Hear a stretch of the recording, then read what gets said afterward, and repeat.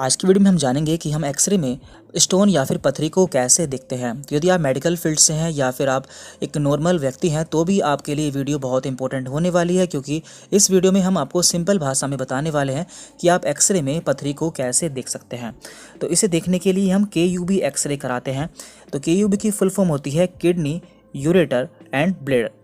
तो हमारे शरीर में एक पेयर किडनी पाई जाती है और इसके बाद यहाँ पर है यूरेटर। यूरेटर को हम पेशाब की नली भी कहते हैं और ब्लैडर को हम पेशाब की थैली भी कहते हैं। हमारे शरीर में दो किडनी पाई जाती है, ये है हमारी राइट किडनी और ये है हमारी लेफ्ट किडनी।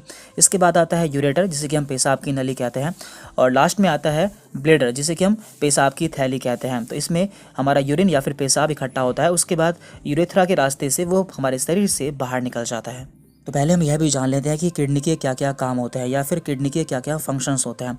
नंबर 1, यह हमारे शरीर से waste fluid and extra fluid को बाहर निकालती है, यानी कि हमारे ब्लड को फिल्टर करती है।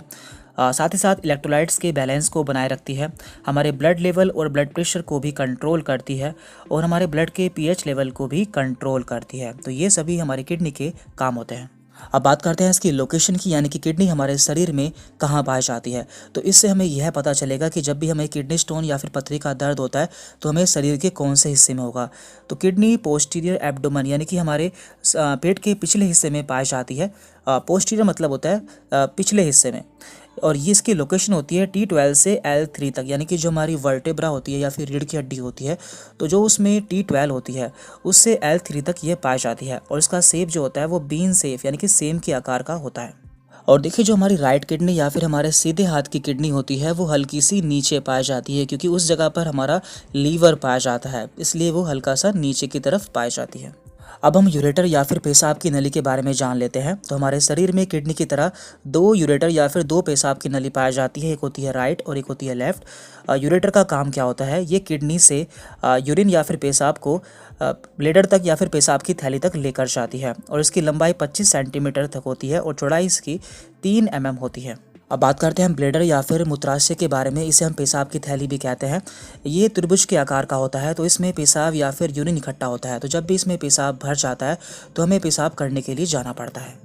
अब हम जान लेते हैं कि हम पथरी को एक्सरे में कैसे देखते हैं। देखिए, पथरी को आप रिपोर्ट में स्टोन, पथरी या फिर कैलकुलस के नाम से देख पाएंगे।